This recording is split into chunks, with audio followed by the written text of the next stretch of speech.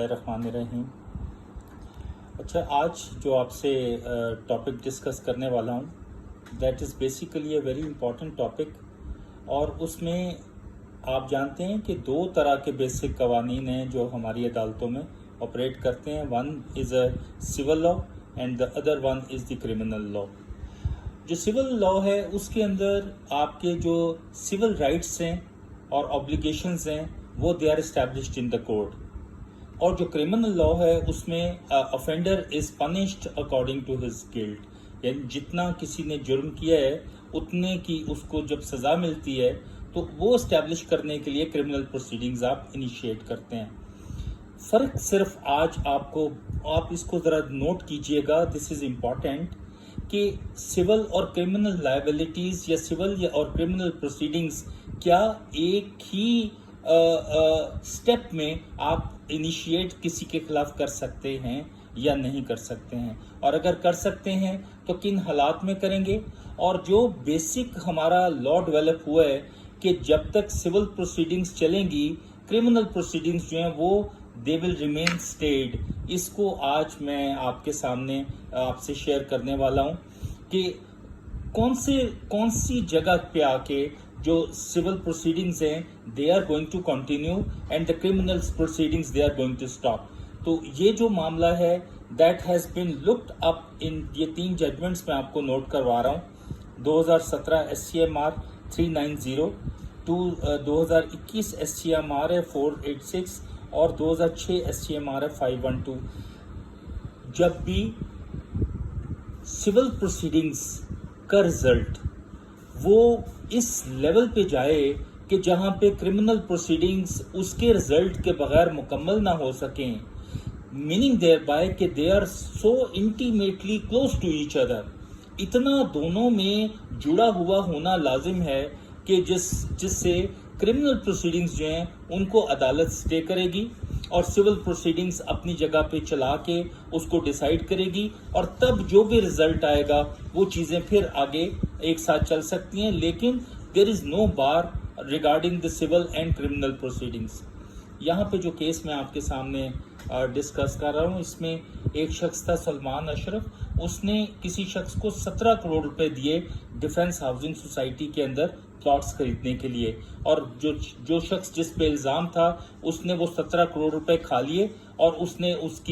کے پیسوں کو کوئی یوٹیلائز نہیں کیا۔ تو اس شخص نے، سلمان اشرف نے، سوٹ سول پروسیڈنگز میں ریکوری سوٹ دائر کیا اس شخص کے اوپر، اور ساتھ میں نیب نے بھی اس شخص کے خلاف ایکشن لے لیا، اور he was convicted by NAB, اور وہ جو نیب کی پروسیڈنگز تھیں اس کے اندر سلمان اشرف نے وہ ایگریمنٹس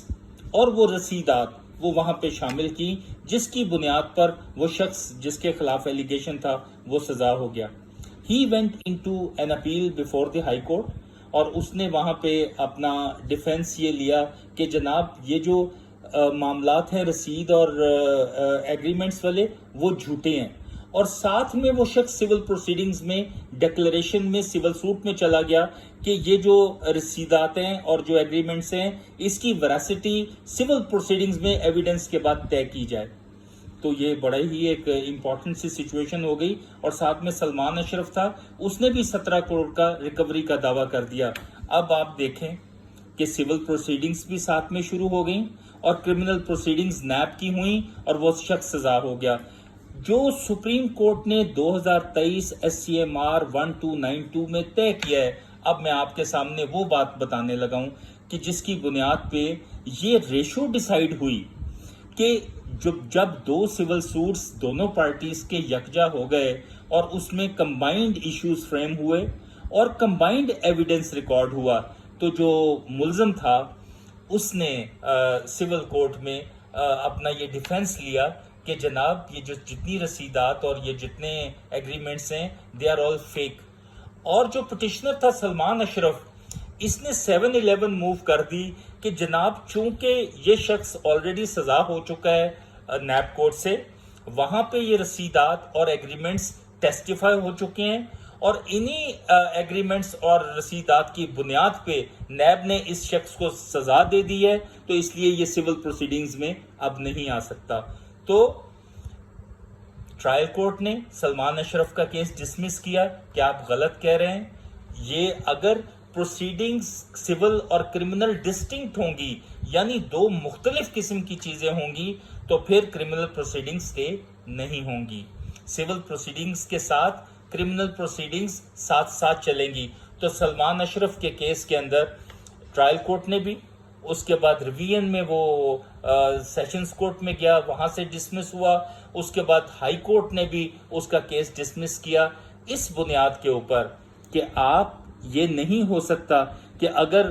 نیب کورٹ نے اس کی کنوکشن کر بھی دی ہے تو کیا آپ ایسا سمجھتے ہیں کہ آپ یہ جو ریکوری کا دعویٰ ہے اس کو واپس لے لیں گے کبھی؟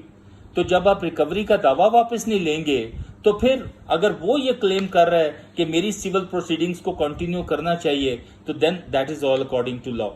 تو یہ ریشو جو ہے یہ تمام کی تمام طے ہو گئی 2023 SCMR 1292 میں،